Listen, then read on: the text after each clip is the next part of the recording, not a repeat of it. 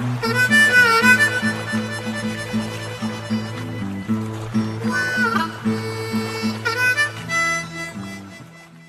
right, so my name's Aaron Lodge. Most people know me as Bodge. And this morning, for the first time over Zoom, we are delighted to be joined by professional boxer, the WBF World Middleweight Champion, Alan Graves.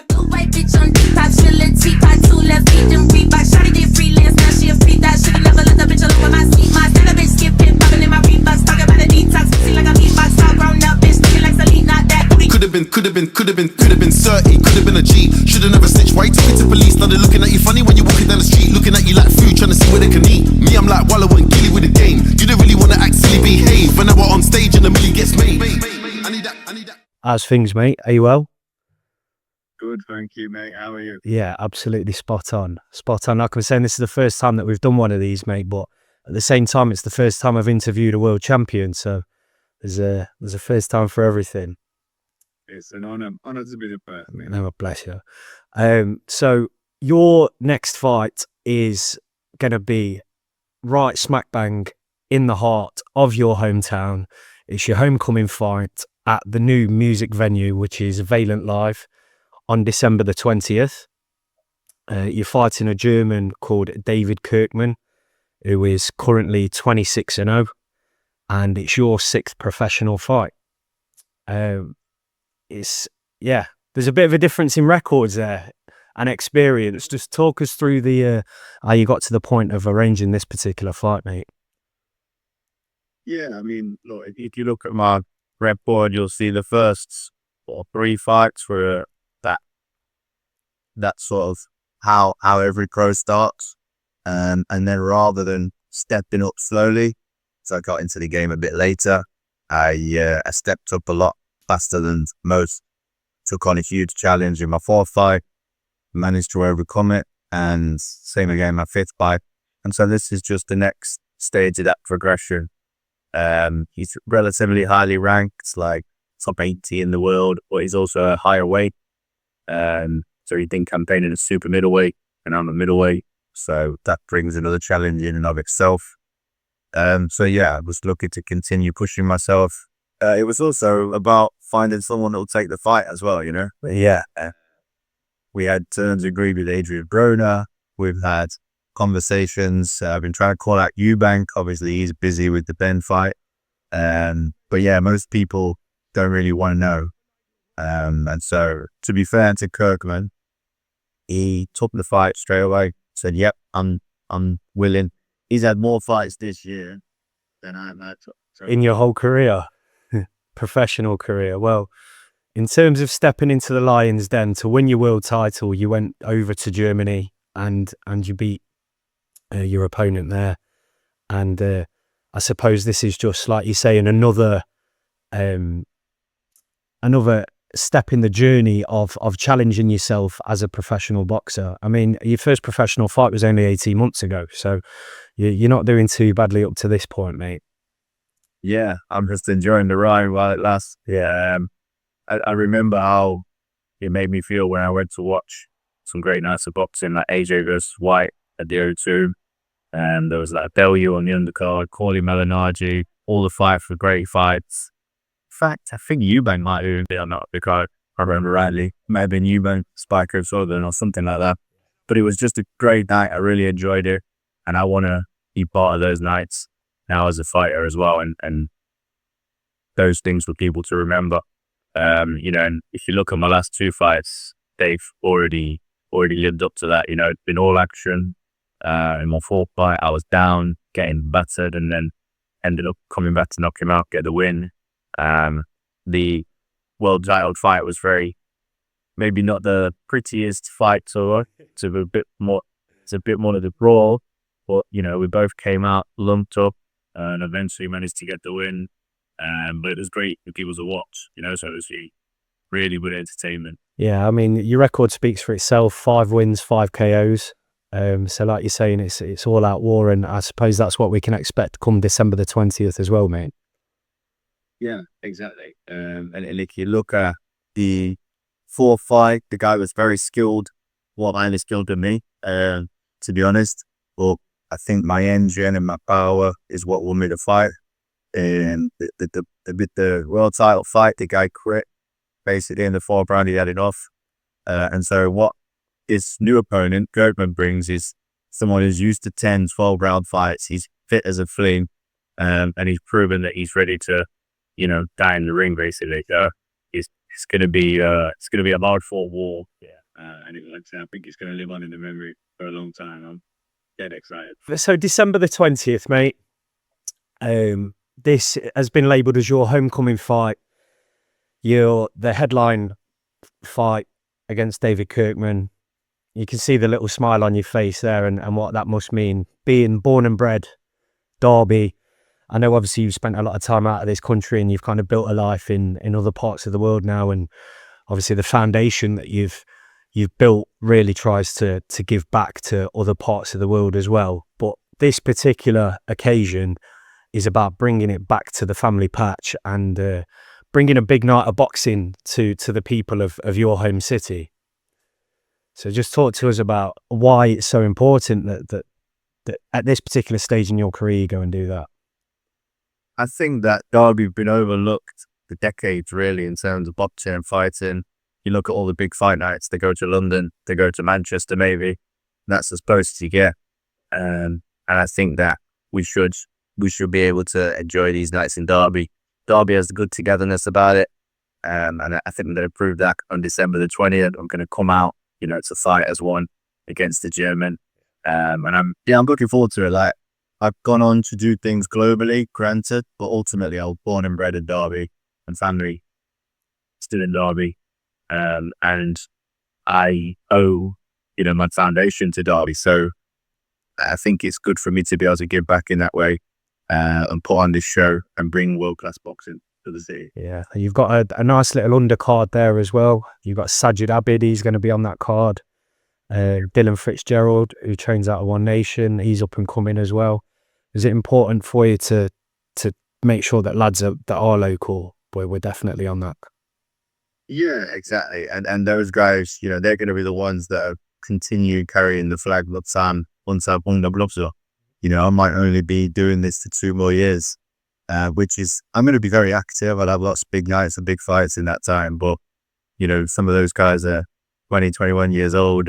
They're going to take off 15 more years. And so to give them a bit of exposure and start building their fan bases, I think is the right thing to do as well. There's also a couple of guys coming over from Gibraltar. There's the Montegrifo brothers. They're very well followed. Be their first outing in the UK. They're managed by Sonny Edwards, former world champion. So he's going to be there on the night. We've got Dave Coldwell. He's coming as well. He'll be on commentary. So yeah, it's going to be good now. Yeah, it sounds it, mate. And one of the chosen charities is the Derbyshire Children's Holiday Centre, which has been running for 135 years, and is also a charity that obviously is close to your heart because your family members have benefited from it. So just tell us a little bit about how you're getting involved with them and what other people can do to also support the cause. Yeah, definitely. So the Derbyshire Children's Holiday Centre, like you said, we're going for over 100 years. My grandma used it about 80 years ago. It's a crazy thing, and that's still going. I didn't actually realize, but they've been struggling for money. And so this, as soon as my mom told me about it, I thought, well, maybe I can make these things and do some good whilst I'm also fighting. And so there's a video that's on like my Facebook. If people go on there and share it, it's completely free to share it. For every share it gets, that's another pound I'm going to give to charity personally. And on top of that, if the show sells out, which I'm sure it will, we've got 2,000 seats to sell, I'm sure we can do it. Then I'm going to give an extra £10,000 to the charity on the top of whatever we donate as well. So it's very, very important to me to be able to give back. And I thought that merging these two things would be the right thing. Everyone you speak to in Derby knows someone or it's a family member that at some point over the years has had to use the holiday centre. So it's not for people that are doing, do you know what I mean, that are doing well. It's for people that are struggling. I think that every child deserves a break. So that's backtrack. Yeah, and that one experience of a holiday can change a whole mindset of a child and just open a whole world that they might not be able to experience for whatever reason. Yeah, well, I spoke to someone, an old friend that I used to know through a job that I had over 10 years ago now, 4 years ago. And he runs like plumbing branch in Derby. And I spoke to him yesterday, and he was saying, "Oh, I had no idea, because I've only ever known him as an adult and successful man." But he's like, "Yeah, and back in the 80s, I used these for a couple of holidays.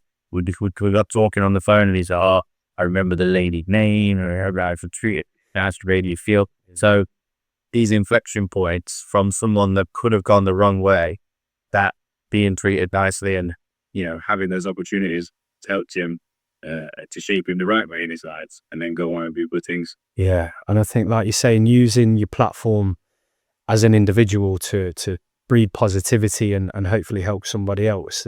It's invaluable when somebody grasps how much power they have within themselves to be able to change the world around them. And I think sometimes people can think that, oh, it can't possibly be me that is able to do that, and maybe just giving them a little catalyst like this really has the ability to change people's mindsets for a positive.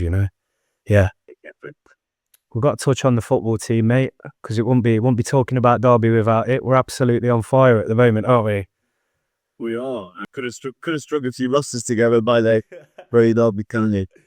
Listen, I was there at the QPR game recently. And in fact, I took my coach. I'd neglected to do a little bit of work. And so, yeah, and took my coaches from Oscar. They'd never heard of Derby, and I was like, "You got to come, mate." Well, that's yeah, went there, and then obviously we've got the win. We played really well as well, so it was just surprising, given obviously the last 2 years how we've been. That's it. It seems to be going well, mate. Got a good striker in Morris. It's playing like prime Ronaldo at the moment, mate. He is, mate. I've heard you shared a football pitch with him as well, so you'd know. Yeah, that's true. The Brazilian Ronaldo, yeah. Plus Ronaldinho, Mascherano, Capo, Roberto Carlos, Dida. Veron, do you remember him? Yeah. Yeah, there's quite a few legends in that game. So yeah, played in Orlando a couple of years ago. That was good fun. How did you get on personally, mate? What was the highlight? Pretty well, to be fair. Yeah, I think the highlight would have been when I took on Militao, the guy that's a centre back for Real Madrid. Yeah, so I skinned him. And listen, obviously, he probably wasn't going 100% because it's like a charity kind of game. Yeah. But, took it past him and crossed him. Hey, mate, Didn't go. You know this from boxing, a win's a win at the end of the day. It don't matter how it happens. Yeah, my nephew got the biggest win, to be fair. He'd be 16 now, so he'd have been 14 at the time.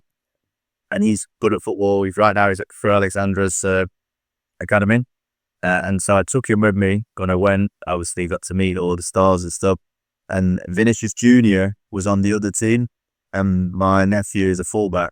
And so Vinny Jr. actually did some step overs and kind of skinned him.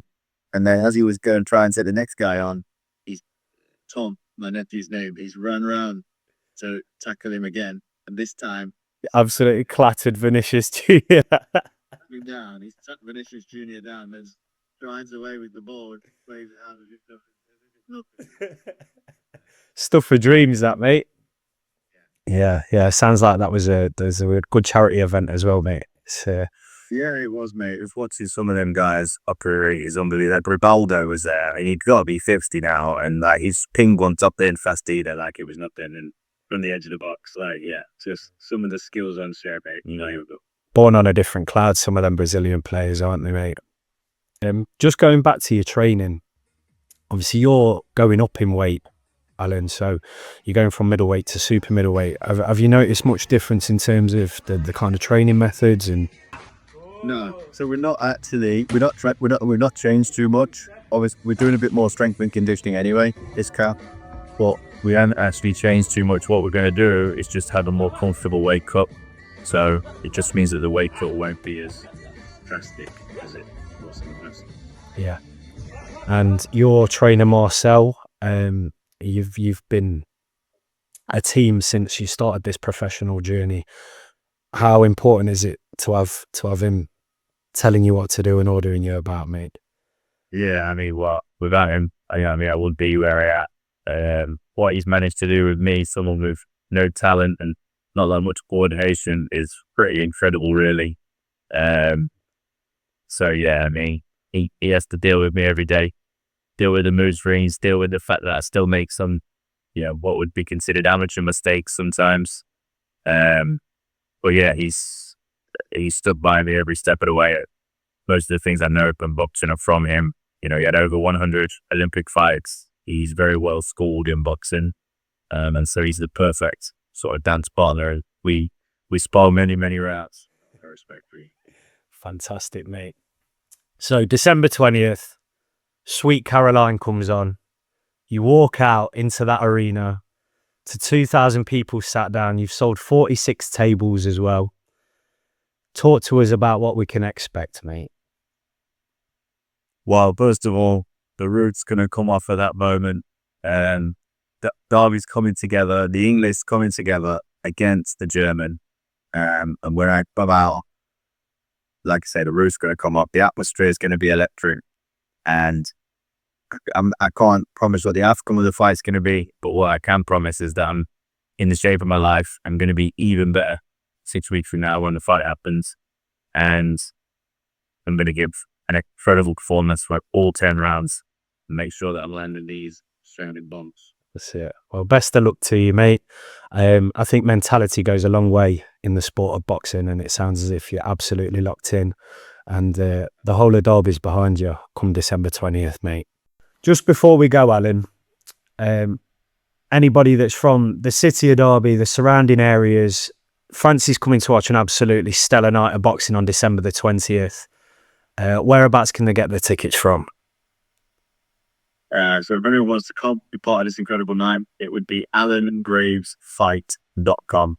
allengravesfight.com for tickets. Get them while they can, because obviously it's 2,000 seater. We're going to sell it out, so it will be completely ramming. So grab them while you can. It's been an absolute pleasure to be able to have a couple of minutes of your time as well. Top man. I appreciate it, and I'll see you and everyone on the 20th. Fantastic. Up the Rams.